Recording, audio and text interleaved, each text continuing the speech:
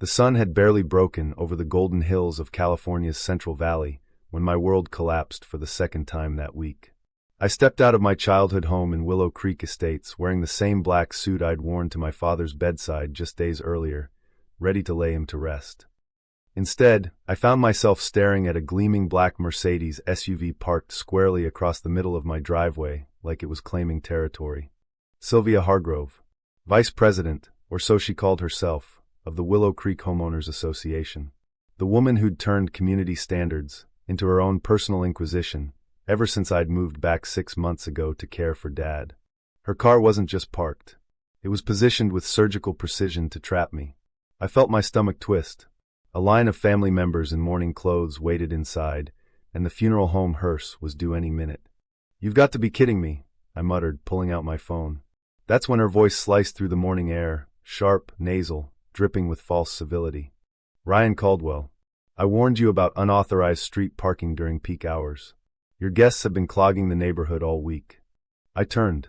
There she stood on her perfectly manicured lawn, hands on hips, silver hair sprayed into an immovable helmet, that perpetual look of righteous indignation plastered on her face.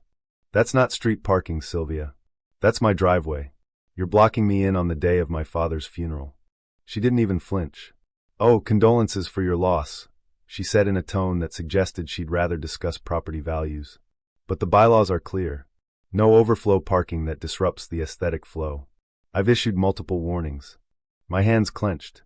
"You're literally obstructing private property. This is illegal." "It's HOA enforcement," she replied, brushing imaginary dust from her cardigan. "Perhaps this will encourage compliance. Rules protect us all."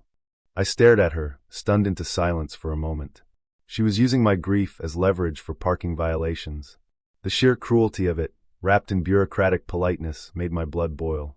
I didn't argue further. I called the tow company, then did what I had to do. With my cousins directing, I drove my truck straight over the front lawn, tires carving deep ruts through the grass Dad had loved so much. We made it to the cemetery on time, but the image of Sylvia watching from her porch with a satisfied smirk burned in my mind. When I returned that evening, emotionally drained, an orange violation notice was taped to my door like a slap. $2 for 50 emergency lawn restoration fee for willful property damage. That was the moment something inside me snapped. Sylvia Hargrove and her petty kingdom had just declared war on the wrong man. The next morning, fueled by grief-fueled rage and black coffee, I marched into the county records office. I requested every document related to Willow Creek HOA. Articles of incorporation, board minutes for 3 years, election certifications. While the clerk fetched them, I reviewed security footage from my cameras, showing Sylvia's Mercedes blocking me for over 3 hours. The fine for driveway obstruction in California? $250 per hour. But that was small change compared to what I uncovered next. The HOA hadn't held a properly noticed election in 26 months.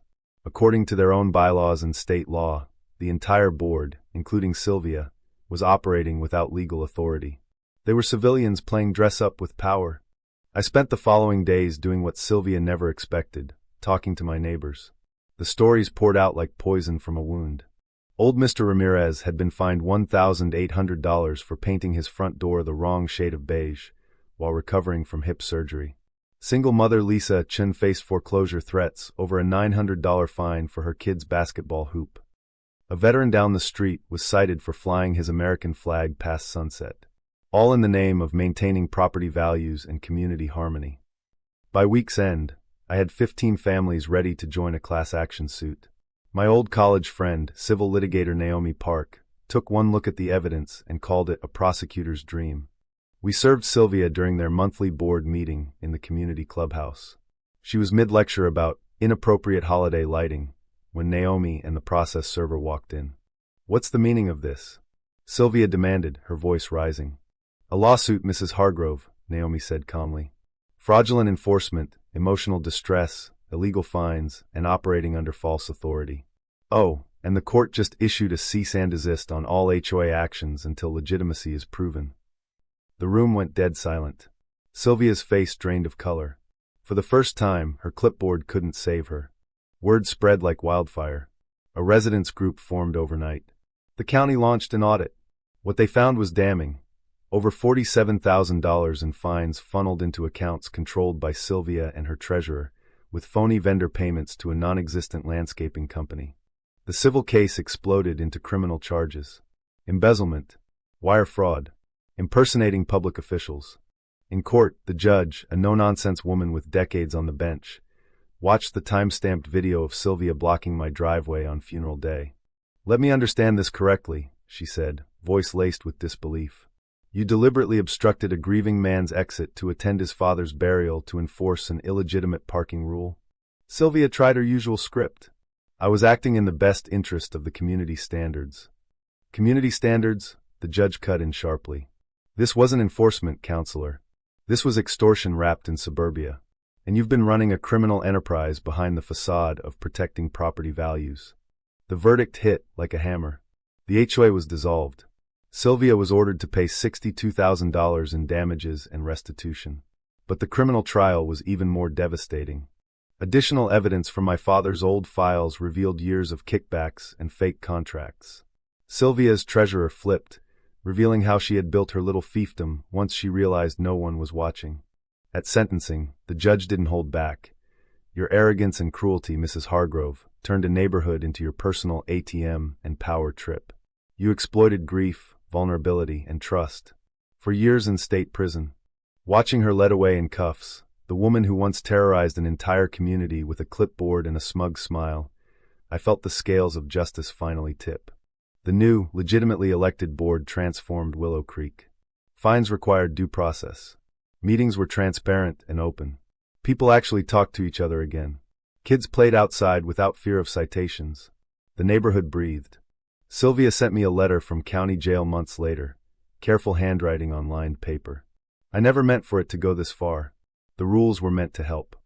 I filed it away next to the court documents that ended her reign. Was it worth it? The new community garden, where Dad's lawn once was, suggests yes.